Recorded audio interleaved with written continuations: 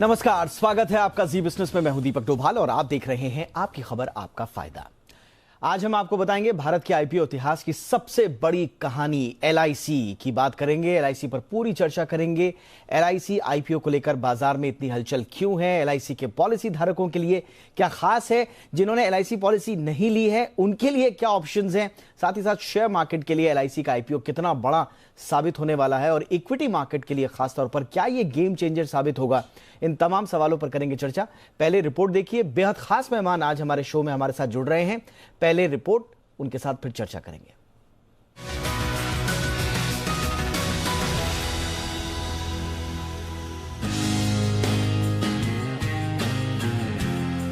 भारतीय शेयर बाजार के आईपीओ इतिहास का सबसे बड़ा आईपीओ एलआईसी अब जल्द ही निवेशकों के लिए खुलने वाला है। सरकार ने एलआईसी के आईपीओ को लेकर सेबी के पास दस्तावेज जमा कर दिए हैं।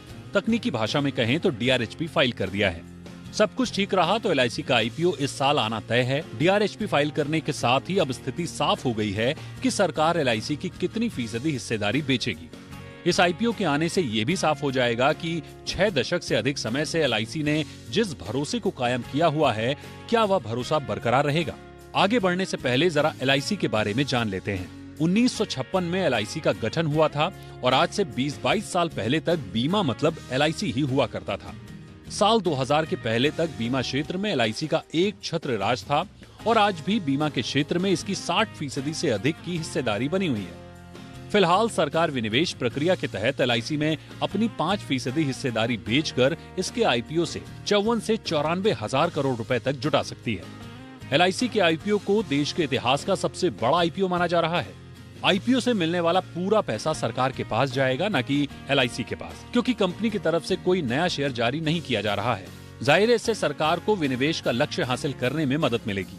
एलआईसी के आईपीओ का 10% हिस्सा इसके पॉलिसी धारक के लिए रखा जा सकता है और इन्हें आईपीओ में 5% का डिस्काउंट भी मिल सकता है। साथ ही एलआईसी कर्मचारियों के लिए भी आईपीओ में 5% का अधिकतम कोटा हो सकता है। वहीं आईपीओ में 50% शेयर क्वालिफाइड इंस्टीट्यूशनल बायर्स के लिए आरक्षित हो सकते हैं, जबकि गैर संस्थागत निवेशकों के लिए करीब 15% और रिटेल निवेशकों के लिए करीब 35% शेयर आरक्षित रह सकते हैं। फिलहाल एलआईसी के पास 28 करोड़ से अधिक पॉलिसीज हैं और ये आज भी कुल बीमा क्षेत्र के 60% से ज्यादा बाजार पर कब्जे के साथ देश का सबसे बड़ा प्लेयर बना हुआ है। और इसके आईपीओ को लेकर निवेशकों को लंबे समय से इंतजार था। इसे लोगों का एलआईसी के प्रति भरोसा कह सकते हैं कि जब से इसके आईपीओ के आने की खबरें बाजार में आई, लोगों ने करोड़ों की संख्या में डीमैट खाते खुलवाए। यानी एलआईसी के आईपीओ को लेकर निवेशकों में खासा उत्साह तो है ही, साथ ही इसमें मोटी कमाई की उम्मीद भी है। सो अलग। ब्यूरो रिपोर्ट, जी मीडिया। चलिए इस महत्वपूर्ण मुद्दे पर आज करते हैं चर्चा बेहद खास मेहमानों के साथ। पहले परिचय आज के मेहमानों का आपसे करा दें। हमारे साथ जुड़ रहे हैं नीलेश साठे सर, जो कि पूर्व मेंबर हैं एडाई के और पूर्व ईडी रहे हैं एलआईसी के। नीलेश सर, बहुत बहुत स्वागत है आपका हमारे शो पर। हमारे साथ हैं अजय बग्गा सर, जाने माने market expert. Bagga sir, good evening, बहुत बहुत स्वागत है आपका। हमारे साथ हैं हर्ष रुंगटा जी, जो कि फाउंडर हैं फी ओनली इन्वेस्टमेंट एडवाइजर्स के। रुंगटा सर, आपका भी बहुत बहुत स्वागत है। साठे सर, मैं सबसे पहले चर्चा की शुरुआत आप ही से करना चाहूंगा। एक लंबा अनुभव आपका रहा है सर एलआईसी के साथ, और जिस तरह से कहा जाता है कि एलआईसी ने इंश्योरेंस को कोने कोने तक पहुंचाया है, एक्सपेक्ट ये किया जा रहा है सर कि अब उसी तरह से शेयर मार्केट को भी ये देश के कोने कोने तक ले जाने का काम करेगा आईपीओ। किस तरह का रिस्पॉन्स है सर, और ये कितना बड़ा इवेंट इस वक्त आप इसको मानते हैं? ये तो बहुत बड़ा इवेंट है, कोई शक ही नहीं इसमें। और सारे एलआईसी के कर्मचारी, एजेंट जो है, पॉलिसी होल्डर जो है, वो बड़े ही प्रोत्साहित है, उत्साहित है कि कब इसका शेयर खुलता है और हमें मिलता है। उसके लिए एलआईसी ने भी काफी तैयारी की है। जैसे पॉलिसी होल्डर जो है, उनको पैन कार्ड को पॉलिसी को लिंक करने के लिए उन्होंने काफी कई बार याद दिलाया है। उसके साथ उनको डीमैट अकाउंट खोलने के लिए भी उन्हें कुछ मदद चाहिए तो वो भी दी है। और आपने देखा होगा कि पिछले 3 महीने में जिस रफ्तार से डीमैट अकाउंट खुले हैं, ज्यादा खुले हैं ऑन एन एवरेज के हिसाब से, वो एलआईसी में उसका योगदान काफी ज्यादा है। तो ये तो बिल्कुल बात साफ है कि कोने कोने तक एलआईसी का शेयर पहुंचेगा देश के, इसमें मुझे तो कोई शक नहीं है। बिल्कुल सर। अजय बग्गा सर, ये किस तरह से गेम चेंजर साबित होगा, कितना बड़ा इवेंट होगा? कहा यह जा रहा है कि लिस्ट होते ही टॉप 3 में शामिल हो जाएगा। हो सकता है टॉप 3 में रहे, या हो सकता है आगे भी हो जाए रिलायंस और टीसीएस से आपके लिए किस तरह के फिलहाल आपका आकलन है एलआईसी को लेकर? देखिए, मैक्रो की तरफ से सरकार की क्रेडिबिलिटी बहुत एस्टेब्लिश करता है, क्योंकि सरकार ने कहा कि मार्च तक हम लाएंगे आईपीओ, और वो लेके लग रहा है कि हो जाएगा आईपीओ मार्च 31 से पहले। दूसरा है फिस्कल क्रेडिबिलिटी जो है सरकार की, वो आधारित रहती है। तीसरा, भारत की कंपनियां भारतीयों के लिए, तो ये जो 35% रिटेल के लिए रखा है, पॉलिसी होल्डर्स के लिए रखा है, एम्प्लॉयज के लिए रखा है, ये बहुत अच्छी चीज है। इक्विटी कल्ट को ये प्रोत्साहन करेगा भारत के अंदर। चौथा है कि सरकारी कंपनी है, तो काफी पॉजिटिव्स भी है, कुछ नेगेटिव्स भी देखे जाएंगे मार्केट से। तो वैल्यूएशन पे डिपेंड करेगा किस वैल्यूएशन पे ये आईपीओ लाया जाता है। और सरकार जो ओनर है एलआईसी या एलआईसी मैनेजमेंट के द्वारा, ये बहुत महत्वपूर्ण रहेगा, क्योंकि लिस्टिंग गेन्स बने तो अच्छा है, क्योंकि बहुत इसमें रिटेल इन्वेस्टर्स का एंथुजियाज्म रहेगा। और जो पूरा एलआईसी का इकोसिस्टम है, एजेंट्स का, पॉलिसी धारकों का, वो बहुत एंथ्यूज्ड है इसके बारे में।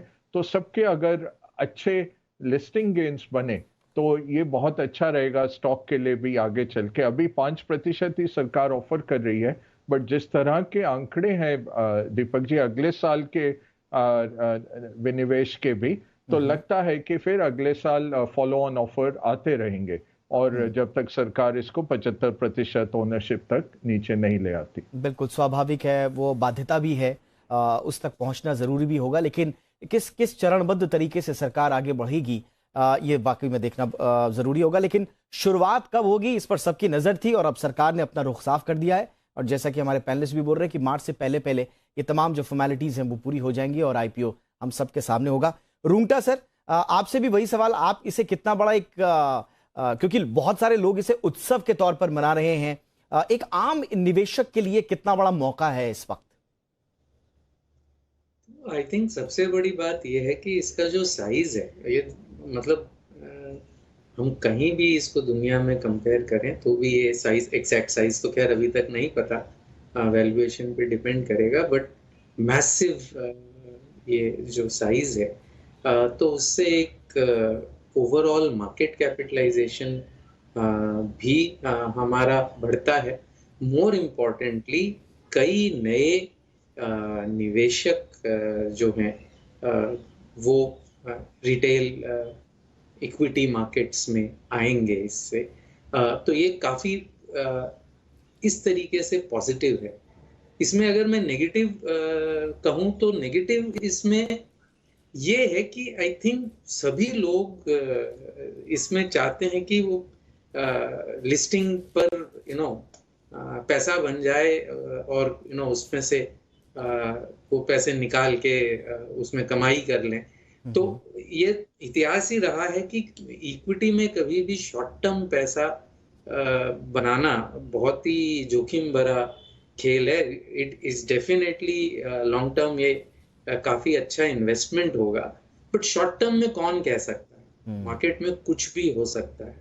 गवर्नमेंट कितना भी कंजर्वेटिवली भी इसका वैल्यूएशन करे, बट जो गैप है बिटवीन द टाइम जब वैल्यूएशन इसका नक्की होगा एंड ये जब लिस्ट होगा, तो वो कम से कम 15 से 20 दिन का गैप होगा। उसमें अगर कुछ दिक्कत आती है इंटरनेशनली या नेशनली, तो जो ये एक माहौल बना है कि तुरंत पैसा, गेट रिच क्विक टाइप का जो माहौल बनाया जा रहा है, उसमें दिक्कत आ सकती है। लेकिन I think all things said, it is a great event, and it is a Indian company जो कि इंडियन निवेशकों ने बनाई है, और इसमें उनका भी साथ, उनको भी इससे फायदा होना चाहिए लॉन्ग टर्म में, ये क्लियर है। और ये एक शुरुआती स्टेप है जैसा आपने कहा। बिल्कुल सर, बिल्कुल।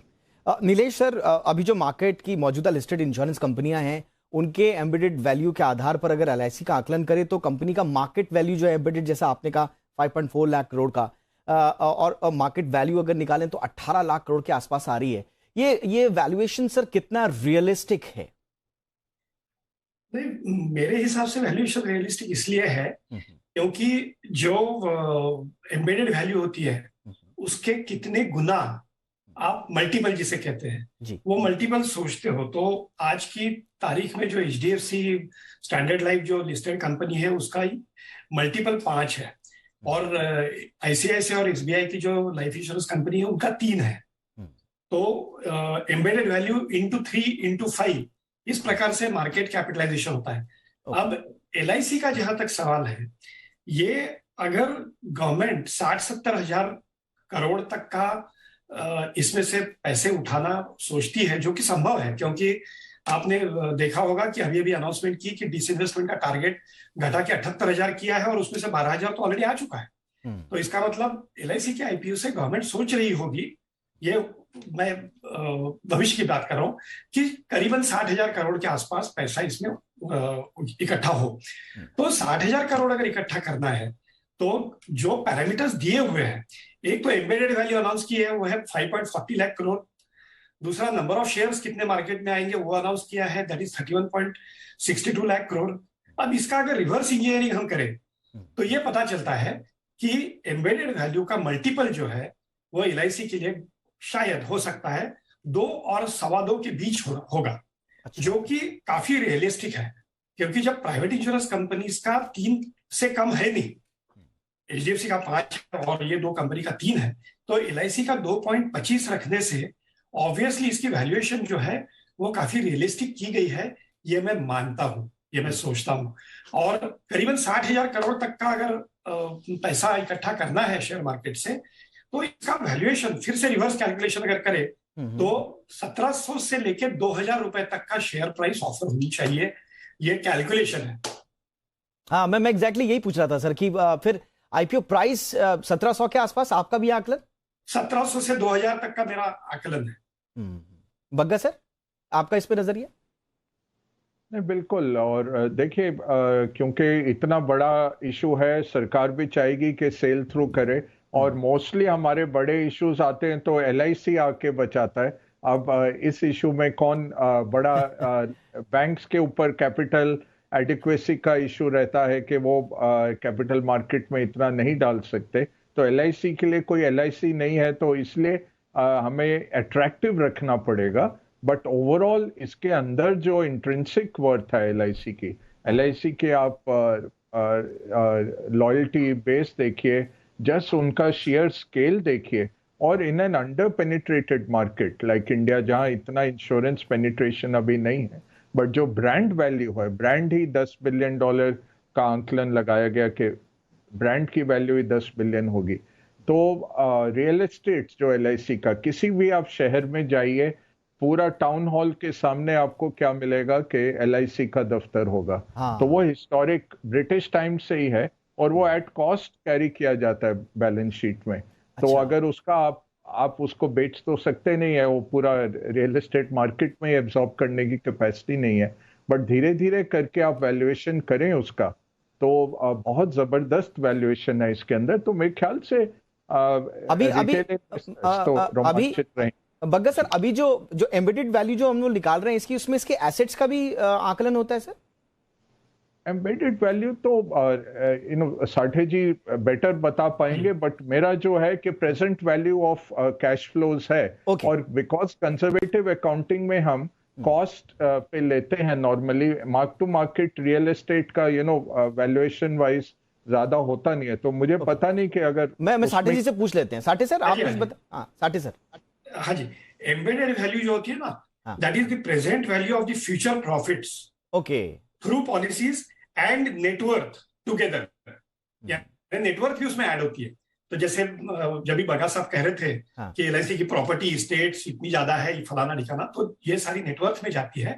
तो अच्छा, तो वो कैलकुलेटेड होगी, ऑलरेडी कैलकुलेट होती है वो। तो उस हिसाब से एम्बेडेड वैल्यू जो निकाली गई है, मिलेनियम करके जो कंपनी है उसने, वो 5.40 लाख करोड़ है, which is quite good, because embedded value HDFC की कितनी है, तो 26,617 करोड़ है, और SBI की 33,390 है, और ICICI की 29,106 है।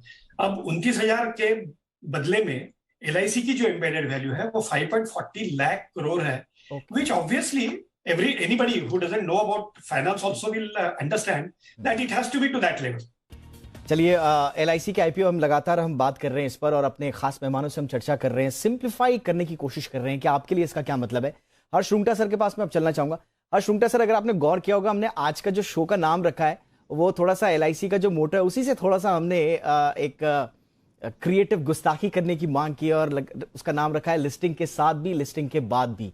सो हाँ, हालांकि एक्सक्लेमेशन लगाया हमने आगे, हमने कोई घोषणा नहीं की है बट आपको ये कितना रियलिस्टिक लगा आज का टॉपिक? जैसा आपने बताया कि अभी तो बहुत सारी चीजें हैं, इंटरनेशनल उस समय सिनेरियो क्या होता है, हमारी घरेलू प्रॉब्लम्स क्या पॉजिटिव या नेगेटिव उस समय क्या होते हैं, बट ये वस्तु स्थिति के कितने करीब है, लिस्टिंग के साथ भी लिस्टिंग के बाद भी?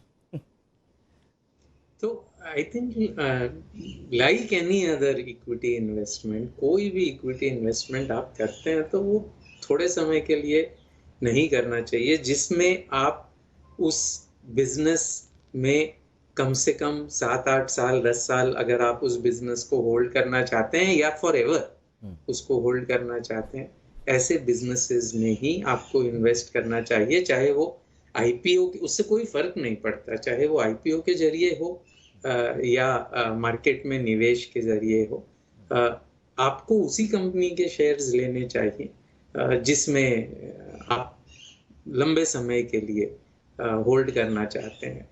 इनफैक्ट फॉर आम एक निवेशक, जो रिटेल निवेशक जिसे कहते हैं, जिसका काम रोज शेयर खरीदना बेचना नहीं है, उसके लिए हमारी सलाह हमेशा से रही है, इसमें LIC की कोई बात नहीं है, कि ऐसे पर्सन के लिए, ऐसे इन्वेस्टर के लिए इट इज ऑलवेज बेटर, ये बेहतर होगा कि वो म्यूचुअल फंड्स वगैरह के थ्रू इन्वेस्ट करे, ताकि उसका स्प्रेड हो जाए, उसकी रिस्क थोड़ी स्प्रेड हो जाए, एंड उसको प्रोफेशनल मैनेजमेंट मिलता है। जो कॉस्ट लगती है वो बहुत ही नॉमिनल कॉस्ट होती है। तो I think that continues to remain. अब ये होता है कि जो बड़ा इन्वेस्टर है या इवन छोटा इन्वेस्टर है, वो भी चाहता है कि कुछ ना कुछ वो अपने आप करे, तो उसके लिए एक एलोकेशन बनाना चाहिए। डिस्क्रिशनरी एलोकेशन कहते हैं, चाहे 5% हो, चाहे से 10% हो, जो भी आपका इन्वेस्टमेंट पोर्टफोलियो है, उसको फिर आप जहां चाहे वहां लगाइए, चाहे आप डायरेक्ट मार्केट में निवेश करिए, IPOs में निवेश करिए जी, लेकिन एक रूलबद्ध तरीके से इन्वेस्ट करने से आपको फायदा रहेगा। बिल्कुल। तो द इम्पोर्टेंट पार्ट आपके स्लोगन में, टू कम बैक आपके सवाल पर, कि लिस्टिंग के बाद भी तो होल्ड, अगर लिस्टिंग में आपको मिल जाते हैं शेयर्स, तो उसको प्लीज होल्ड करिएगा लंबे समय के लिए, लिस्टिंग के बाद भी। All right sir, thank you. आपने हमारे स्लोगन को थोड़ा सा और इलैबोरेट किया और उसके मायने समझाए। अजय सर, लेकिन जो रूंगटा सब की जो चिंता है कि उस समय इंटरनेशनल और घरेलू हमारे किस तरह के इवेंट्स होंगे, इस पर डिपेंड करेगा कि IPO कितना सक्सेसफुल रहता है। लेकिन सरकार तो चाहेगी सर कि एक पॉजिटिव सेंटीमेंट मार्केट का बनाया रखा जा सके। हालांकि इंटरनेशनल इवेंट्स क्या होंगे नोबडी नोज, बट क्या कुछ पॉजिटिव सेंटीमेंट्स बनाए रखने में कुछ पुश सरकार की ओर से भी हो रहा होगा, और कितना इंपॉर्टेंट होगा वो? देखिए, विदेशी संस्थापक निवेशक निकालते जा रहे हैं पैसा, वो तो चल रहा है कई महीनों से। तो सरकार ज्यादा मार्केट के ऊपर नहीं फोकस कर सकती कि मार्केट लेवल्स, आज जैसे कि बैंक ऑफ जापान ने इंटरवीन किया, क्योंकि सेफ हेवन बाइंग होके जापान के सारे बॉन्ड्स बिडअप हो रहे थे, बहुत खरीदारी हो रही थी और करेंसी हो रही थी एप्रिशिएट, तो बैंक ऑफ जापान ने इंटरवीन किया। और बैंक ऑफ जापान 30% उनका स्टॉक मार्केट भी ओन करता है। भारत में ऐसी प्रथा नहीं रही, हमारे लिए UTI और LIC रहते थे, और 1990 के दशक के बाद केवल LIC ही रह गया जो कि थोड़ा बहुत मार्केट्स को संभालता था। तो ओवरऑल ऐसा कुछ नहीं, फ्री मार्केट रहेगा, बट पूरी गुंजाइश है कि अच्छा इसको एक रिस्पांस मिलेगा, क्योंकि ब्रांड बहुत स्ट्रांग है। और ये आपको पता है, सरकारी कंपनी है, तो ओवर वैल्यूएशन ऐसा कुछ नहीं होगा, और प्रॉफिट मेकिंग कंपनी है, इतना दिग्गज कंपनी है। भारत जैसे मार्केट में 60% से ज्यादा मार्केट शेयर है, 36 लाख करोड़ का एसेट बेस है, तो बहुत जबरदस्त कंपनियां। वही जैसे कि एसबीआई है बैंकिंग में, वैसे आपको इंश्योरेंस में एक मौका मिल रहा है। मुझे लगता है कि लोगों को काफी इसमें रुचि रहेगी। अब वैल्यूएशन तो हर एक के निजी एडवाइजर पे ही डिपेंड करता है। 2-3 नेगेटिव्स हैं। एक एनपीए ज्यादा है, क्योंकि हिस्टोरिकली काफी चीजें एलआईसी के ऊपर फोर्स करी गई और डेवलपमेंट फाइनेंस इंस्टीट्यूशन के लिए के जैसे भी उसको काम करना पड़ता है। एनपीएस आए हैं। प्रोडक्ट मिक्स जो है वो इतना प्राइवेट कंपनीज की तरह का नहीं है, तो प्रॉफिटेबिलिटी, बैंक एश्योरेंस इतना नहीं है। अभी पॉलिसी बाजार से जरूर टाई अप किया, बट आरओई देखिए 5 करोड़ केवल सरकार ने 1950 के दशक में डाला। वो 5 करोड़ कहाँ पे आपने आज पहुंचा दिया कि तरह से 18 लाख करोड़ की आप बात कर रहे हैं। तो सरकार का जो रिटर्न है, दुनिया में ऐसा रिटर्न नहीं हुआ होगा। बिल्कुल, एक शानदार कहानी है, एक शानदार यात्रा है और ये यात्रा आगे भी जारी रहे, यही उम्मीद हर कोई कर रहा है। लेकिन नीलेश सर, अब एक आम निवेशक का जो सवाल हमसे बार बार पूछ रहे हैं कि आपने जो रिजर्व किया है पॉलिसी होल्डर्स के लिए, तो उसमें किस तरह का इक्वेशन होगा? किसी के पास अगर 5 पॉलिसी होल्डर हैं तो उसके लिए ज्यादा मौके होंगे, किसी के पास सिर्फ 1 है तो उसके पास कम मौका होगा, इस तरह का कुछ है क्या? और नहीं, एक और मेरा ऐसे नहीं होता है। अच्छा, ऐसे नहीं होता है। जी प्लीज पॉलिसी होल्डर उसके पास 1 पॉलिसी रहे या 100 पॉलिसी रहे, अच्छा, उसको जो कोटा दिया गया है वो मैक्सिमम 2 लाख का निवेश का कोटा दिया गया है और वो 10% तक का सीमित है। यानी ऐसे जो 32 करोड़ का फिगर अभी दिया, उतने पॉलिसी होल्डर्स एलआईसी के पास है, वो एक्चुअली पॉलिसीज है, मगर पॉलिसी होल्डर्स हो सकते हैं कि 20-25 करोड़ के आसपास होंगे। तो ये 20-25 करोड़ लोग जो है, उनमें से जिनके पास पैन हो, डीमैट हो, वो अगर 28 फरवरी तक अपने पास अगर एक पॉलिसी एलआईसी की रहती है उनके पास, तो ये रिजर्व कोटा जो है 10% का, जिसमें वो 2 लाख तक का अप्लाई कर सकते हैं। 2 लाख रुपए तक के शेयर जितने आएंगे, समझो उसकी शेयर की प्राइस आई 2000 रुपया, तो 2 लाख के लिए वो 100 शेयर खरीद सकता है, यानी अप्लाई कर सकता है। और अगर ओवर सब्सक्राइब हुआ तो ऑब्वियसली उनको प्रोपोर्शनेटली लेस मिलेगा, मगर अप्लाई करने की बात जहां तक है तो उनको ज्यादा से ज्यादा 2 लाख तक वो अप्लाई कर सकते हैं। और कहने का मतलब, अगर 2000 का वैल्यूएशन, 2000 का ऑफर प्राइस आया तो वो ज्यादा से ज्यादा 100 शेयर अप्लाई कर सकते हैं। और एम्प्लॉइज के लिए 5% का और रिजर्व ये रखा है। सर, रिटेल और पॉलिसी होल्डर कोटा क्या एक व्यक्ति दोनों में अप्लाई कर सकता है? बिल्कुल कर सकता है, क्यों नहीं। मगर उसको जब मिलेगा तो अगर ये ओवर सब्सक्राइब हो गया समझो, जो कोटा है पॉलिसी होल्डर्स के लिए, वो समझो 200% ओवर सब्सक्राइब हो गया, और उसने अप्लाई किए थे 100 शेयर, तो उसको समझो 25 शेयर मिले। ओके। और बाकी वो ओपन मार्केट में जो अप्लाई करेगा, वो तो सिर्फ 2 लाख का नहीं कर सकता है ना, वो तो ज्यादा भी कर सकता है। उसने समझो उसने 20 लाख का अप्लाई किया है, और उसको हो सकता है 100% अलॉटमेंट मिले। तो दोनों कर सकते हैं। क्विकली एक सवाल सर, बहुत सारे लोग पूछ रहे हैं कि जिनकी पॉलिसी लैप्स हो गई, वो आगे नहीं बढ़ाया, अब उनको लग रहा है अरे गलती कर दी, उनके लिए क्या कहेंगे? पॉलिसी होल्डर की डेफिनेशन ये है कि एलआईसी की बुक्स में जो पॉलिसीज है, इनफोर्स रहे, उसके ऊपर लोन लिया रहे, जो मैच्योर नहीं हुई है, जो डेथ क्लेम नहीं हुआ है, वो सारी पॉलिसी जो है, उसके जो पॉलिसी धारक है, उन्होंने अगर अपना पैन लिंक किया है और उनके पास डीमैट अकाउंट है, तो वो इसमें अप्लाई कर पाएंगे। ऑल राइट, बहुत बहुत शुक्रिया Nilesh Sathe sir, thank you so much, आपने महत्वपूर्ण वक्त निकाला। Ajay Bagga sir, thank you so much. Harsh Rungta sir, आपका भी बहुत बहुत शुक्रिया। तो एलआईसी, जैसे कि हमने बताया कि आईपीओ के इतिहास में भारत की सबसे महत्वपूर्ण, सबसे बड़ी कहानी, एक शानदार सफर जिसका जिक्र हमने भी किया। आगे किस तरह का रुख अख्तियार करेगी एलआईसी की यह कहानी, सबकी नजर इस पर, लेकिन इंतजार जिस बात का था, अब वो लम्हे फिलहाल धीरे धीरे खत्म हो रहे हैं। मेरे ख्याल से एलआईसी का आईपीओ कुछ ही दिन में हम सबके बीच में होगा। इससे जुड़ी हुई कवरेज हमारी आगे भी जारी रहेगी। फिलहाल इजाजत दीजिए, देखते रहिए आपकी खबर, आपका फायदा और जी बिजनेस। नमस्कार।